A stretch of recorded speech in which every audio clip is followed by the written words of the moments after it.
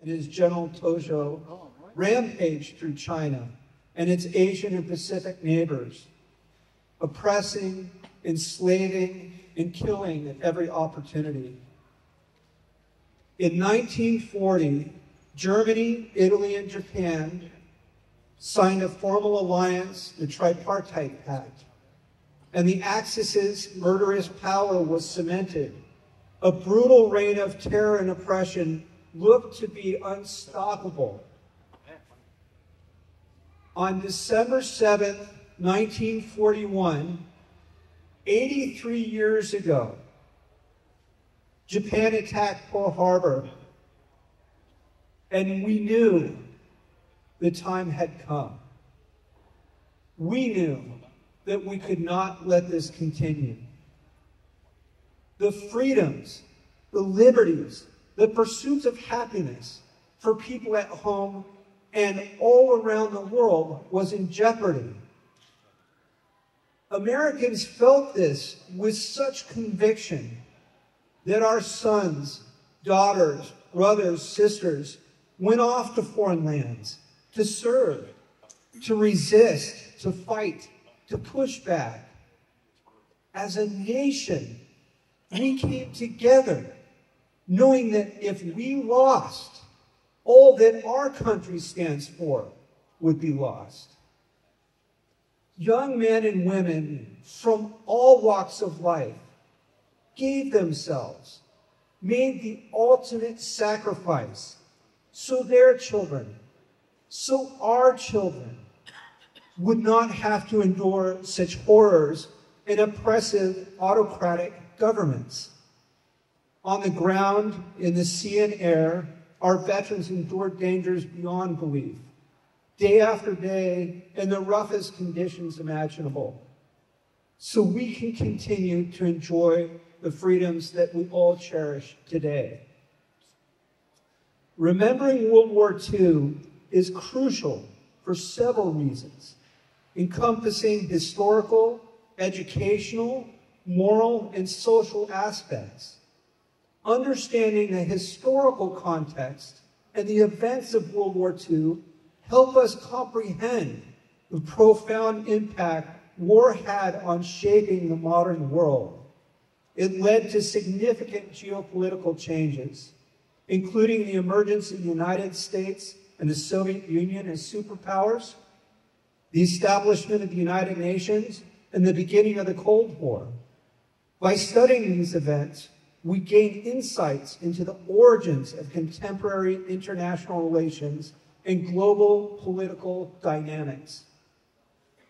Remembering World War II serves an educational purpose by highlighting the consequences of totalitarian, autocratic regimes, aggressive expansionism, unchecked nationalism, and the dissolvements of democracy.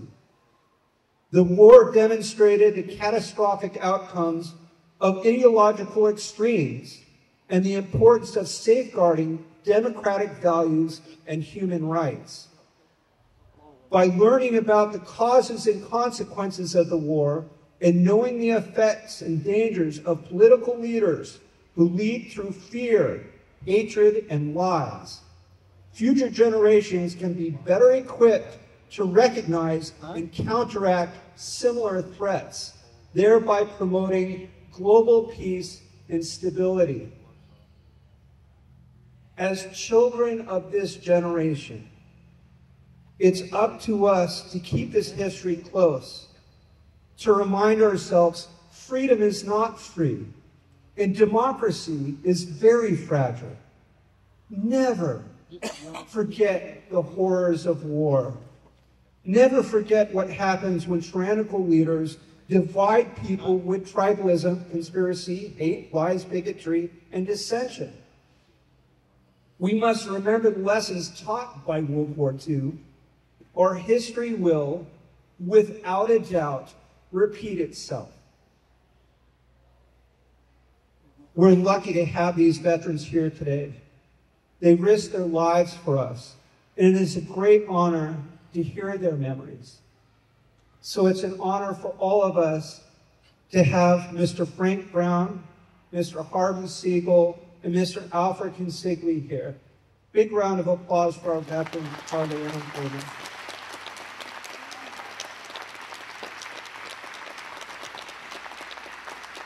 It's such a treat to have these guys here to share their memories. So what we'll do is we'll go down the line here. Each veteran will spend about 10 minutes talking a little bit about what they were doing during the war, maybe a little bit longer than that. And then at that point, once we get through some of the things the guys wanted to say, if we have time, then we'll do some questions from the audience as well. So let me start with Mr. Frank Brown.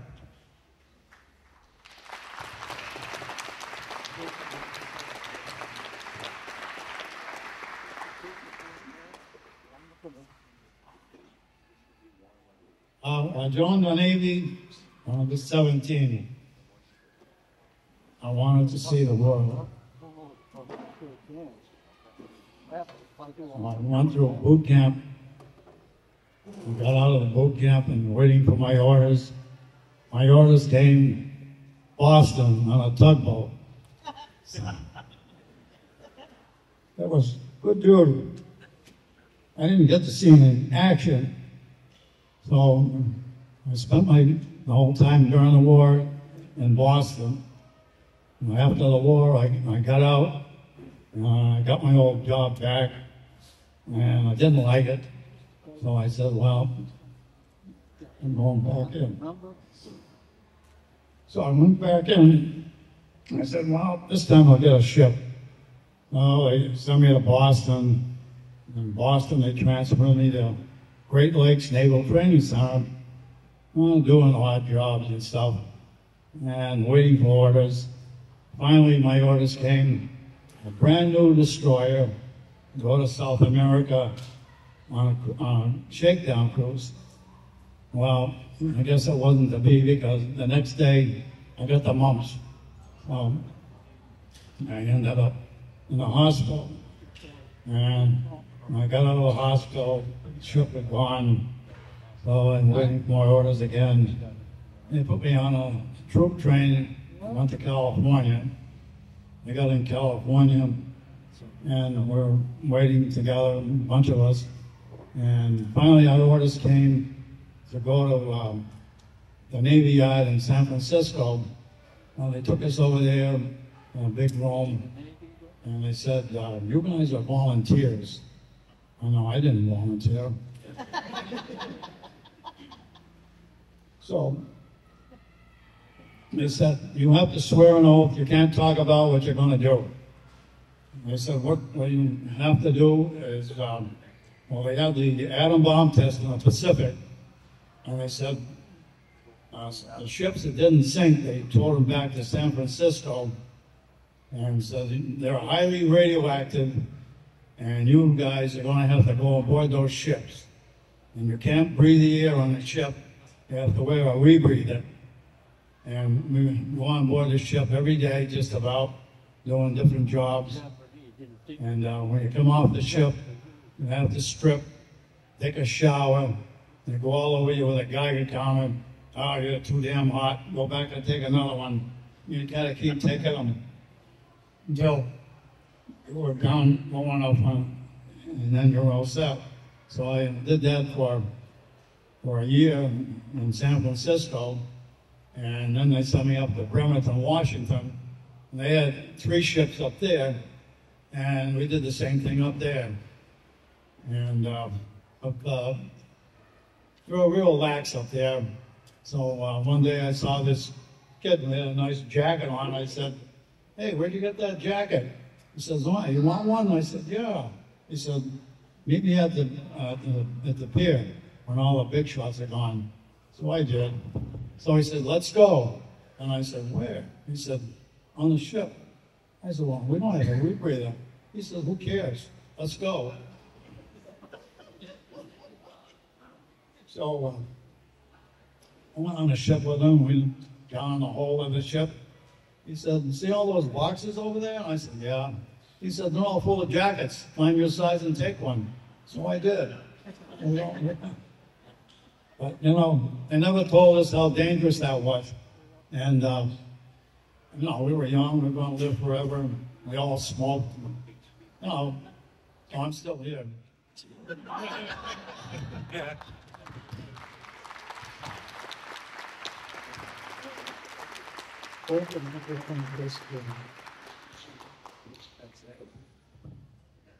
Good afternoon. Can you all hear me back there? Yeah, okay. In 1943, I was a senior in high school. And I was turned 18. I turned 18 in May, and the class was down to like 100 kids, and most of them were enlisting in the service. I wanted to enlist too, but I really wanted to graduate high school, which I did. During the month of May, I got from the selective service committee, I got drafted, but I waited until June to go to the draft board. I went to I had to go to the Army base in Boston to get a physical. And during the physical, I passed all the requirements except for one thing. When I got to the height and weight, the examiner said to me, you can't go in because you only weigh 100 pounds. But the standard is 105, so you can be 4F, which was a designated classification for people that didn't qualify for the service. But I convinced them to put down 105 so that I could go into the service. And then in August, I got notified to report for the service. I went to Fort Devens in Massachusetts, where I was indoctrinated. I got all my equipment and all my shots. And from Fort Devens, we boarded a train to North Carolina. In North Carolina, there's Fort Bragg. That was where we was to take basic training. I finished basic training, and then for 17 weeks, and then we came to Boston, and we boarded LSTs. Now, on an LST, it only takes about 50 soldiers, which we did. 50 of us had boarded the LST. After we all boarded, we went up to Halifax, Nova Scotia, where we hooked up with a convoy. From Nova Scotia, we went into the North Atlantic in February. Now, the North Atlantic is not really calm during the winter. The waves were like 15 feet high, and the LST was not too big a ship. It was pretty rough. We used to have to tie ourselves to the railings in order not to get thrown overboard. It took us 28 days to cross the Atlantic because the convoy was very slow. We landed in Southampton, England, and we started to train there. We were shipped up to Wales, and we were training there. And finally it came to the month of June, and we shipped back down to Southampton. On June 6th, D-Day, we boarded a Liberty ship, to go into the English Channel. We went into the English Channel and we stayed there for like a few hours. Meanwhile, on June 6th, the D-Day invasion happened. And we went into reserve, and on June 8th, we landed on Omaha Beach in Normandy, France. After I got out of the landing craft and walked ashore, the damage, it was devastated. The thing that bothered me, though, was the fact that there were hundreds and hundreds of body bags. That really hit me because I really didn't realize what war was. But when I saw those body bags, it really, really shocked me. We went into, we marched about 5 miles inland, and we came to a town called Treviers.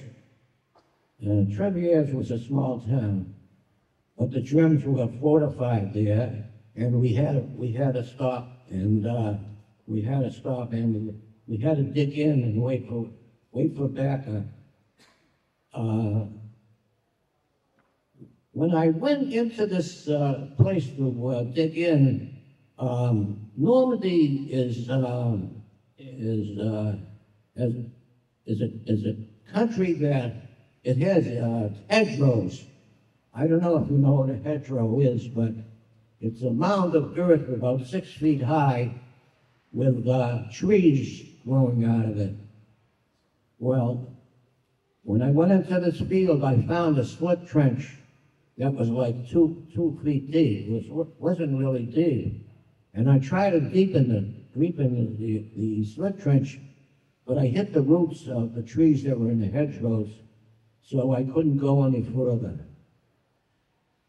Well, the Germans must have had this field zeroed in, because when it got to be nighttime, they started to shell us. Now, when the shells come in, they whine. The whine is so intense that it shakes every part of your body. It wasn't just the explosions, it was the sound of the shells coming in.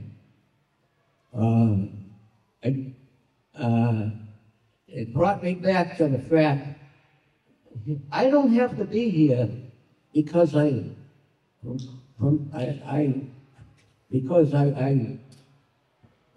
forced myself to increase my weight. I could have been out of here, but I didn't. This is where I'm ending up. I thought I was going to die, but fortunately, I survived it. And when I got out of the slit trench, I felt a sense of exhilaration because I had survived the shelling.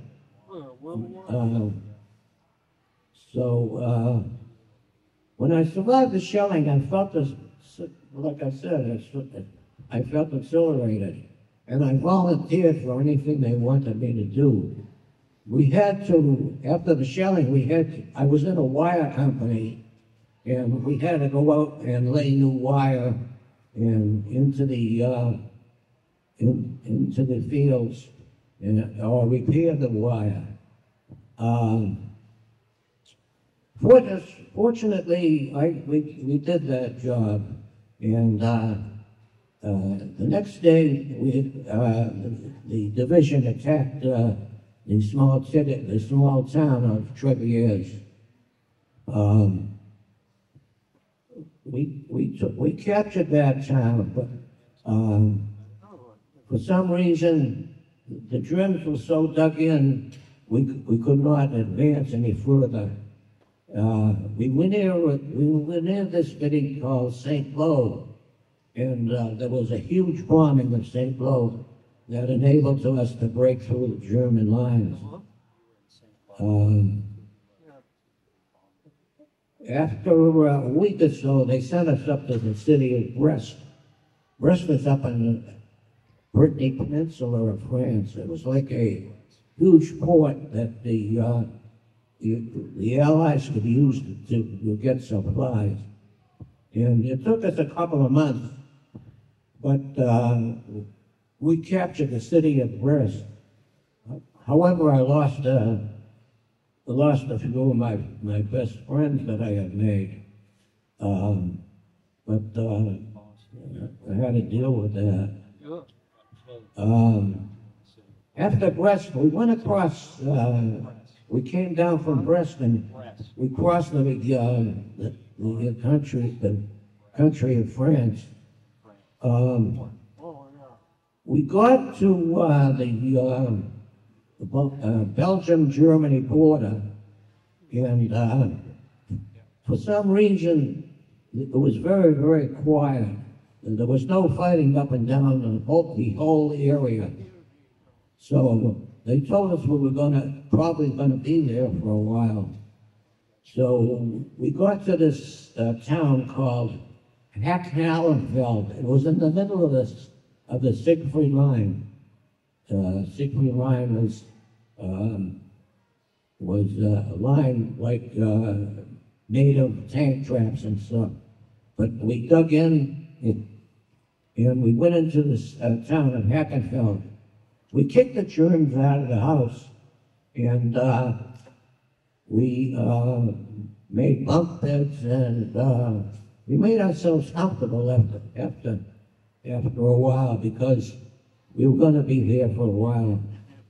While we were there, we got passes to Paris, 12-hour passes to Paris, and it took us 4 hours to get there.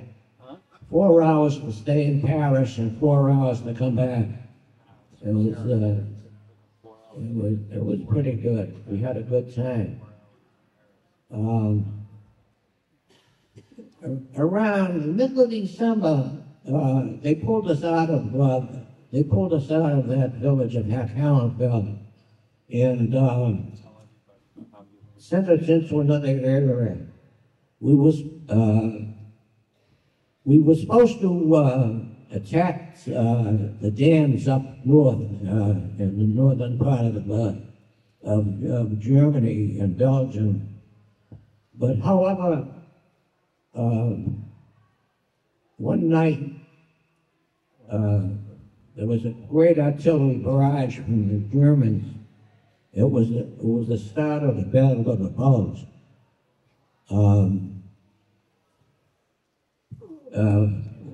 Actually, when they took us out of Hack-Hallenfeld, they put in a new division called the 106th Division, and they would just go from the States. They had no combat experience, and they occupied the area that we had just left. The Germans hit us with all the force it was just a terrible barrage that they sent our way. And the problem was we were practically surrounded on three sides. We had the battery that I was in had four batteries, three batteries. They had 12. They had 12 105 howitzers. So we had to turn around on make that battery on three sides, because we were exposed on three sides. However, we pushed back. We were able to withstand the attack because the Germans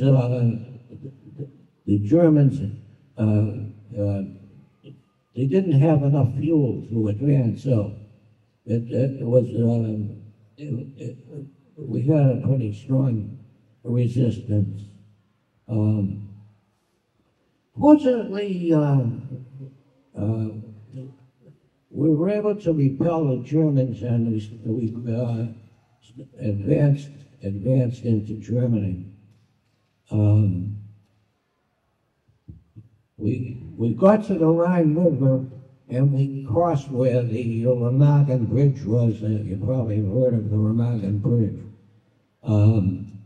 We just got over the Rhine River when they destroyed the bridge. So we were pretty lucky we did that. And then we went into the middle of Germany and captured the city of Leipzig. After we captured the city of Leipzig, they sent us to Czechoslovakia, where the war ended. The war ended on May 2nd, and we were there in Czechoslovakia after the war ended. We started training for the Pacific. We were going to go to the Pacific and fight the Japs. But fortunately, Truman dropped the bombs and Japan surrendered. And then I came home and I had a 30-day furlough because we were going to be sent to Japan. And that's where I ended up.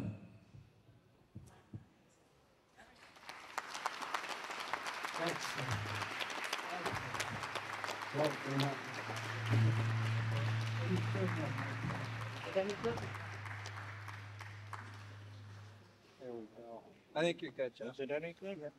That was perfect. We'll do some questions after a little bit. That was wonderful. That's good. That okay like that? Yeah. Okay. Good evening, ladies and gentlemen. My name is Alfred Consigli. I was born in Milford, Massachusetts. And let's see now. Yeah, when I was 14 years old, I won a gun. I had to send my brother into the hardware store to buy this here rifle. I used to pick dumps. I always had a few dollars. I kept the gun underneath my bed. And then the next door lady, she was feeding her asparagus with a bucket and a ladle. She walked down, and I'm looking at her through the window of my house. Then she'd go back with the pail and put the ladle on the barn door. As soon as she went in the house, I started shooting at the ladle. You know? And yeah. So then the bullets were going right through the barn door. There's a 1937 Chevrolet in there. Had dents in all the doors. But he didn't say much to me, you know. Yeah, she was a nice lady. When I got drafted, I said, what happened? You got the letter deal to go to Boston. Oh, I got a letter to go to Boston to take my physical. I was 17 years old. I never rode a train in my life. I never was in the city in my life. I got on the train.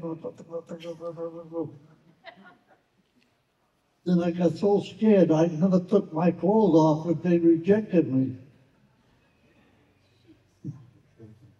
I was shaking, you know. I come running home. Wow, they don't want me, you know.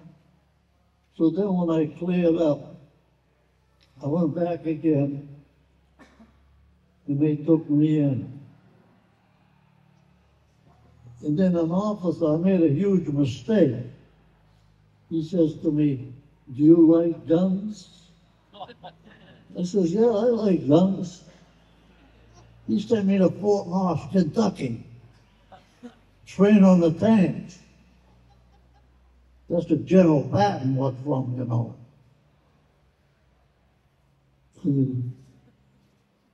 Yeah. And, Tell them about going to the field 50 miles outside of the base, shoot targets, shooting targets with a cane. oh, yeah. Boy, we used to go down to the brook. Wait a minute, I want to, yeah, no. We used to go down to the brook and shoot bottles and stuff. And we used to keep the guns in our little kit. We call it a kit then. And we go down the river, and I shoot bottles. Then I take a wooden match and go aside of it and light it with a bullet, you know. And then this guy, Eddie Wilson, his father was a cop. We were buddies. You'd think he'd have a good shot. One day I couldn't hit nothing. He took the sight and bent them over. Yeah. And then another thing, I used to go down in the cemetery there. They had a lake there. And I used to go down there and sharpen skates, you know. And one day I couldn't stop the thing. Guess what he did? What do you think he did? Know what he did? What? You tell him. He peed in it.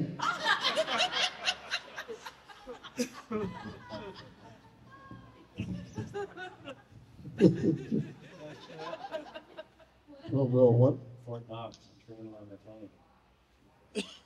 Fort Knox and training on the tank. Oh, yeah, we went to Fort Knox to train on the tank. And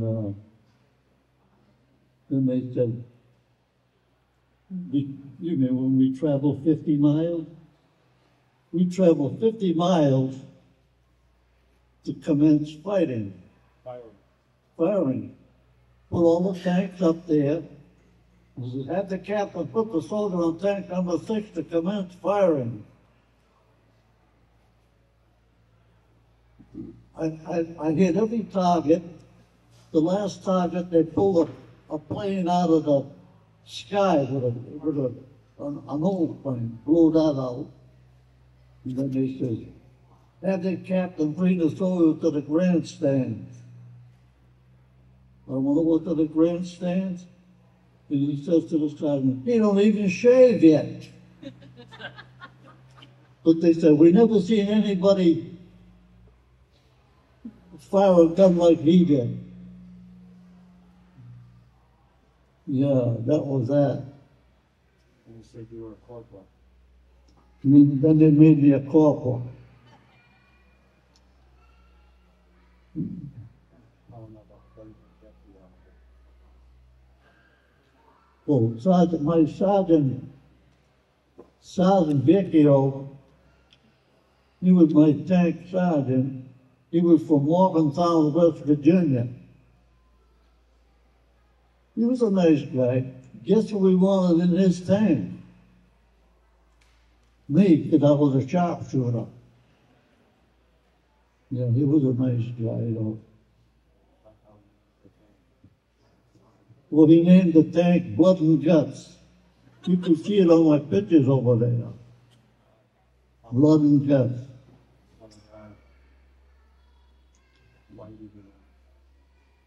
After General Patton. They named Blood and Guts after Patton.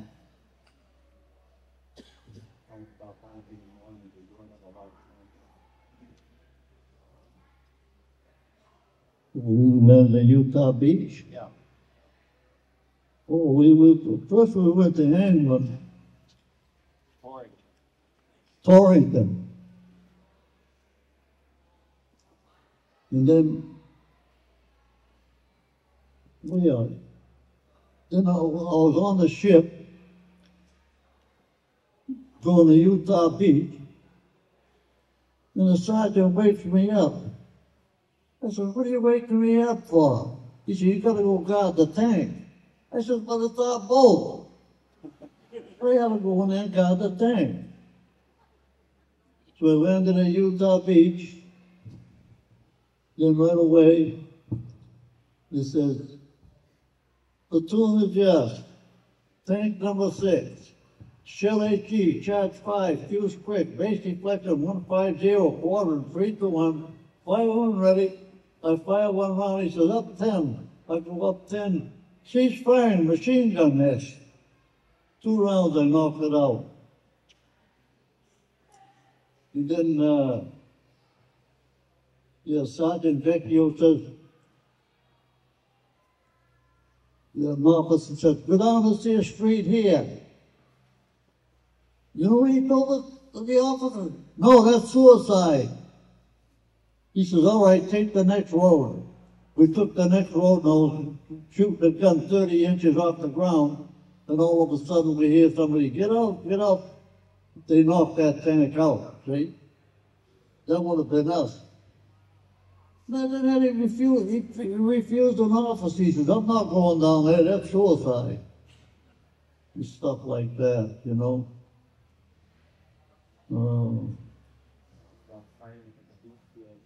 Huh? All about hiring the BTO, the rest of the buildings, so we got that last one. When we were in the BTO, and we saw the police forward observer behind the fort. And the officer came in and said, hey, you got shot last night. Oh, yeah. We was chilling, I was always chilling into the next town. And officers, they can stay in the buildings. We always stayed in the tank. He come over and he said to me, well, we got shot last night.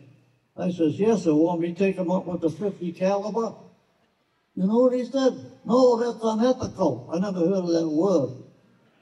I says, okay. Tell him why.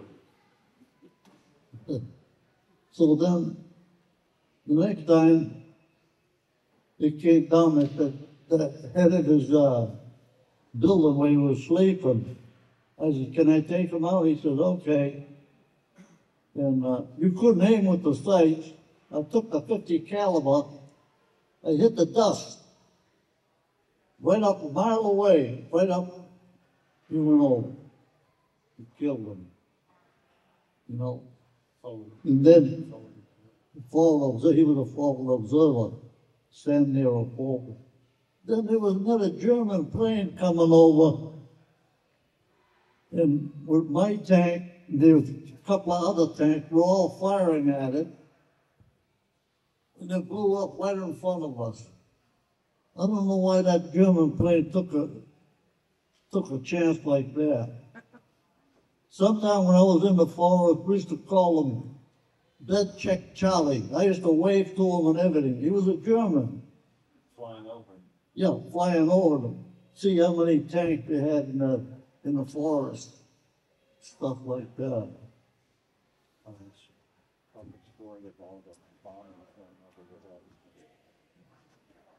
Oh yeah, this is how I met Purple. I stepped out of the forest. There were so many planes that blocked the sun. I couldn't believe it. And as they were flying over, the Germans were shooting one at a time down. I don't know why they didn't break formation, but they didn't. I looked up and I said, well, there's all officers and men in those planes. And you know who was in one of them? Bill Purple, he was over here. He flew 37 missions. And when I tell him about that day at Hurricane Forest, he says, I know what. I was in one of those planes. The 13th plane. Huh? He was in the 13th plane to fly over your head. Yeah, he was the 13th plane to fly over my head. I met him here after all those years. He's a nice guy, too. He's a speaker up here. Yeah, those are the stories. Boy, there was nine in our family. 9 boys. 7 of us were in World War II. They never talked about the service. You know? I still miss them now. Yeah. Then when I come home in 46, my mother was so worried she passed away. She was 40-something years old. Huh? 2 weeks later, she died. Then I started smoking again. Yeah. When I went in the army, my mother said, I don't want you to smoke, drink, swear, or gamble. Yeah. I still miss all my brothers. Funny, they never talked about the service. Yeah. What you call it? Yeah, it was. What I put in my pocket.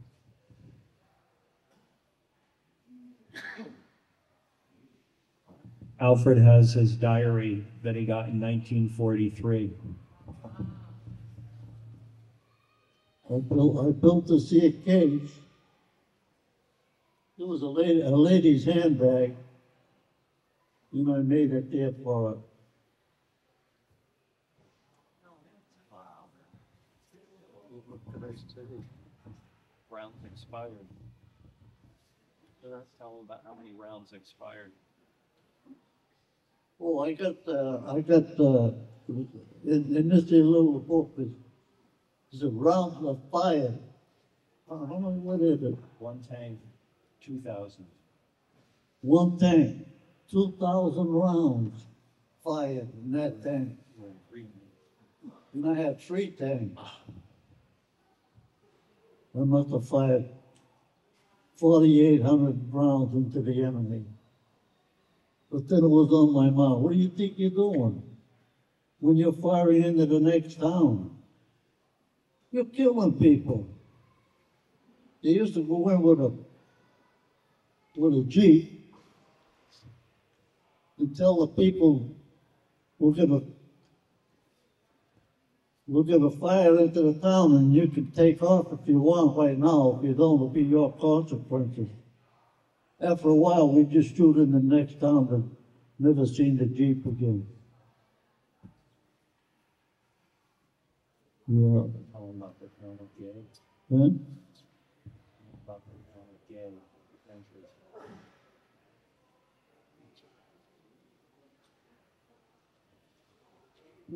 With the gun? Now, with all the trenches. Oh, yeah. I don't like you to talk about that. Oh. The other guys that go up here and go up here. Huh? Oh, yeah. we traveled, we were in Belgium, and the Germans were giving up. In the infantry guy, they were even playing ball. All of a sudden, the soldier come on, we're traveling 50 miles outside of the base. We traveled 50 miles outside, and we went into a town near Cologne, going down. He said, go up this hill. There was dead Germans and Americans all over the road, and we drove the tank over the American leg, up to the top of the tank, up the top of the hill. And then I went in, they had trenches there, like in World War I. And we still can't find out why. Jeff tried to find out, he couldn't find out why. They had trenches all over the place. I seen a P-38 there. It's a German gun. Only officers could carry it. And on top of the hill, there was dead Americans and Germans all over the place. Hundreds and hundreds and hundreds of them. I couldn't believe it. I don't even like to talk about it. Anyways, I took the gun, I put it in the tank, and then we had the tank on top of the hill, and the sergeant says, let's have something to eat. We had 10 or 1 rations. I didn't have no place to put my mess kit. There's a house there, I was going to put it on the windowsill. I looked down, there's a dead German there. I stood on his back. I looked down. He had the holster for the gun. He was shot on the side. I fished his pocket, and he just had his, he just got married. There's a picture of him with the swastikas and everything. I felt kind of bad for him, you know. I couldn't believe it. I still can't. Jeff tried to find out why they had those trenches there, but they were deep. Yeah. And then another time when I used to collect guns, I used to pick dumps, you know. I always had a few bucks. I got to see a gun, and I said, I'm going to go show my friend. We went up to his house, and he had a little lake with him. And I'm firing the gun at bottles and stuff. All of a sudden, the cop come down and took my rifle. He says a lady was washing dishes, and one of the ricocheted. She was washing dishes. And that's where the thing went. They took the gun, they never gave it back to me. But,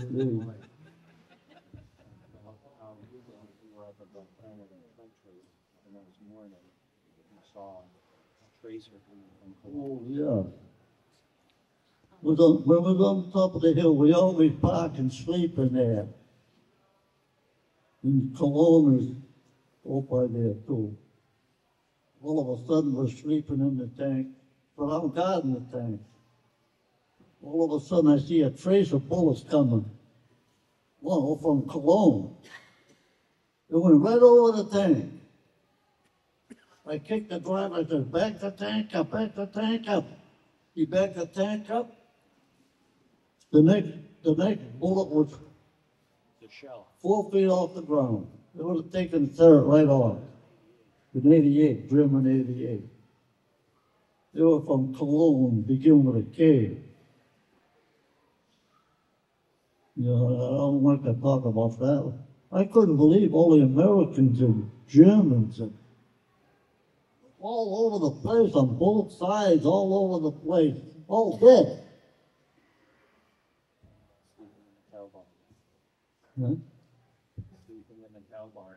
Oh yeah, one time we pulled a tank in the farm, and I says to the guys, I'm gonna go in the cow barn to sleep. I went in the cow barn, I'm sleeping. All of a sudden, in the morning, I hear some noise upstairs. In comes an American. He had two German soldiers sleeping up there. And he says, hey, you tankers, look what we found sleeping up there. He says, they had burp guns too. You know, the machine guns.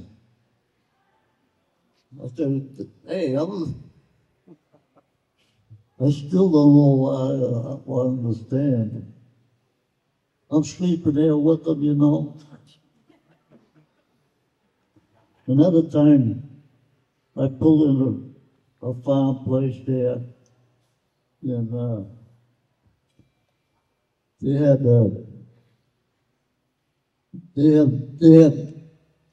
weenies, big weenies. They were boiling there and everything. And then I looked down over there in the place there. The Germans left all their guns and everything. They just left. And so I had some weenies. I ate them. You know?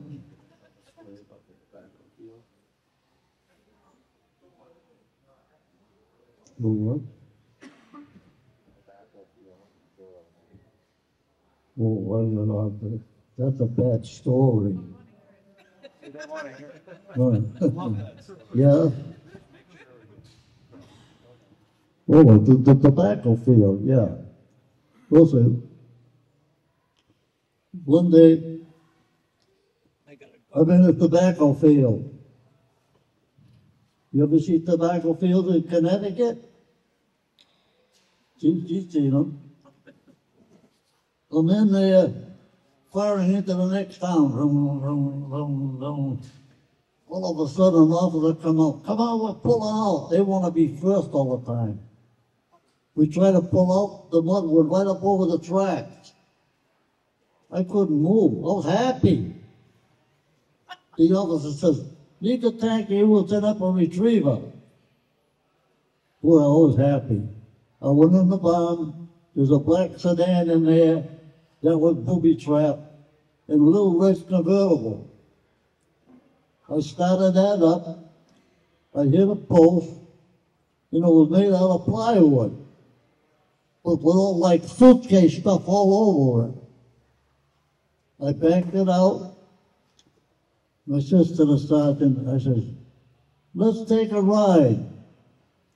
He says, okay. I said, where did I change my clothes? I put over my nice clothes on, you know, and everything.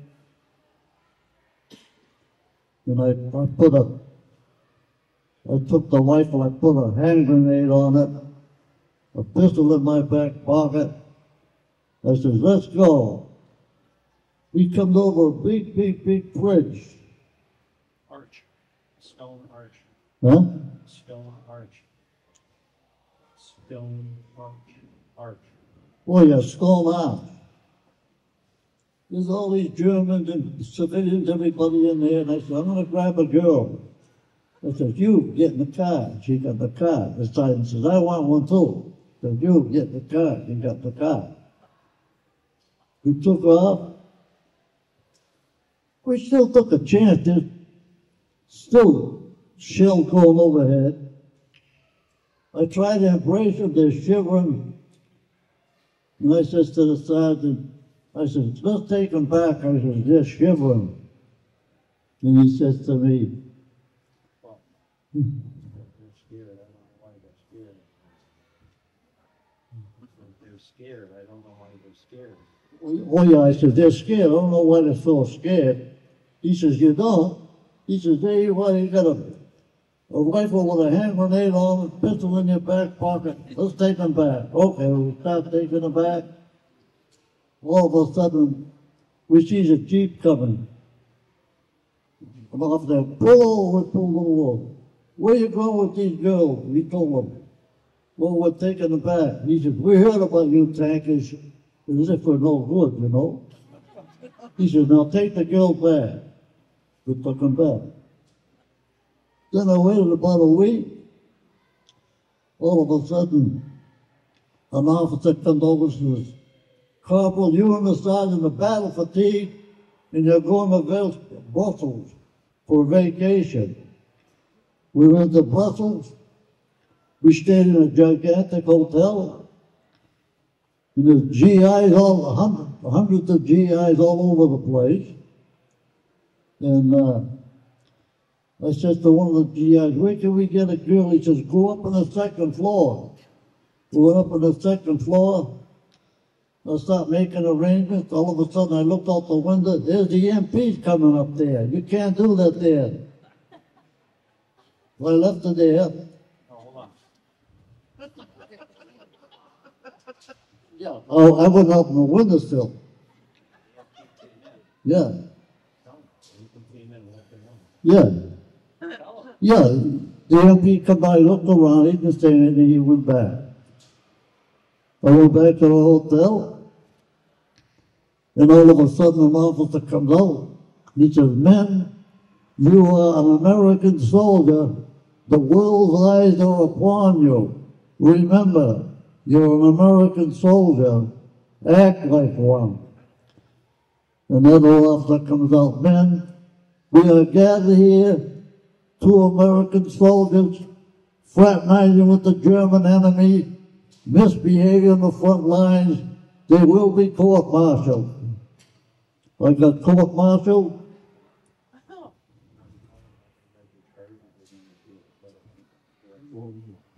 Oh, they read the charges against me. Said you were running around the black sedan. If it's not correct, raise your hand. I raised my hand. He said, yes, Corporal. I said, we had a little red convertible. They all start laughing. Yeah. Well, now I'm happy again. See my captain? I said, Captain, now that I'm court-martialed, I won't have to be in a tank again. You know, me being in a tank, you're going to get it sometime. He says, no, he says, you're going right back into the tank. Because I was a sharpshooter, an expert gunner. He says, they heard about you.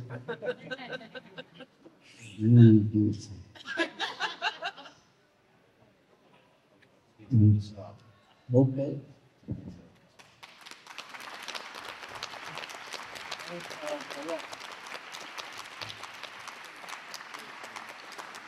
Thanks, Alfred. You have to keep in mind, Alfred is a young man going through Europe for the first time with his tank. One of the incredible things that Alfred brings every year, you know, as he was going through France, I happened to come across a photo shop, right, a photography shop in Germany, right? And there he saw a whole bunch of cameras and film. And from that point, he started to take pictures all along while he's going along on his adventures in his tank. And he's got all the pictures up there. So after we're done here, definitely take some time and go look at the pictures. And before we take some questions from the audience, but just real quick, we have a special lithograph here. This features the Battle of, is it Remagen? The Bridge of Remagen. The Bridge of Remagen, of course, that Alfred crossed in his tank. And you see that here. And so we brought this here, and maybe Alfred, if you could sign this, that would be great. Go ahead and take that over there. That'd be great. So he's going to sign this photograph of his adventure in Remagen, and he's going to get one of those. So that's pretty special. Now at this point, does anyone have any questions for Frank or for Alfred? No? Great. Yes, sir. This one's yours. Yeah. And this one I'm going to keep. Anyone have questions? Yeah, come on up and I'll give you the microphone so everyone can hear. Okay, great. And you can come up just after. And what's your question? So, pre-Pearl Harbor and post, like Germany invading, was there a sense of national pride building up to that for that all even to join once Pearl Harbor happened, or was Pearl Harbor the really force that made all you join? Good question. Frank, do you want to answer that question? No, none of the employees I don't understand the question. Oh, so the question was, were you motivated to want to join the Army or the service before the attack on Pearl Harbor, or was Pearl Harbor kind of the catalyst for you to join the military? I really don't know much about it because we only had a radio once in a while in Vermont where I lived, and then when I went to Worcester, there wasn't much going on. I was working all the time. I just wanted to join the Navy and see the world. Everybody wanted to go in. Everybody wanted to join the service to do something, and I wanted to go in the Navy. Okay, thanks, Frank. Yeah, come on up. No, I just want to comment now. Yes, sir. Yes, ma'am. My father was in War II. Joined at 17, 3 days after Pearl Harbor. Changed his middle initial and joined underage. They joined us. Absolutely was a communist. Yeah, absolutely. And that's a really kind of important thing to remember is that these were young men. So we're talking 17 years and up. And these were guys that really, like Alfred, came right off the farm. This is right after the Depression, right? Alfred was basically going through dumps, kind of making his way through school, trying to make a living. And these guys had never, like Alfred had mentioned, never even been on a train before. And here they were, heading off into the military at the age of 17, which is really incredible. Yeah, amazing.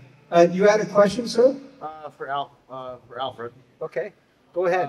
How do you deal with fear when you have to go to war? How do you deal with fear when you have to go to war? How do you deal with fear? How do I feel? How do you deal with fear when you went to war? Fear. Oh, I wasn't scared. Just a little bit, Alfred, maybe? I was in Salzburg, Austria. You can see I can garden all the pictures there. I was gardening with people. And one time I was taking some down to shoot the prisoners. You know, and one of them says, "Show americani soldat met the machine in kapel. He wouldn't know how to use it." When they went down in the woods, I fired all the bushes down. Yeah. Then the officer come running down. I told him, I said, "This guy doesn't know how to shoot this gun." He says, "All right, be careful." Another time I was in Luxembourg, I see a big wooden box. I'm only like 18 years old. I opened it up, there's a bazooka in there. You know what a bazooka is? I looked at it, and it was in German writing. Then it showed pictures how to put it together. I put it on my shoulder, and I fired into the woods. It blew the whole woods up. An officer comes running down. What the officer should have told me was, "Don't touch that stuff, it could booby trap," right? But I was young, I didn't know. Huh? What happened? Yeah, he says, "What happened?" I said, "Nothing." And what did he tell you? Yeah, What did he tell you? I forget what he He told me. said, "Okay, be careful." Yeah, he said, "Oh, I walked out." A lot of times we used to, Oh, thanks. I think we're about ready to get ready for the next reenactment, so we have to wrap things up. But please give a big round of applause for our veterans. What an honor to have you guys here. Frank, thank you so much. It was a pleasure. Alfred, thank you once again. If you want to come on up, they'll probably answer some questions, but definitely check out the pictures. And thank you everyone for coming and participating in this.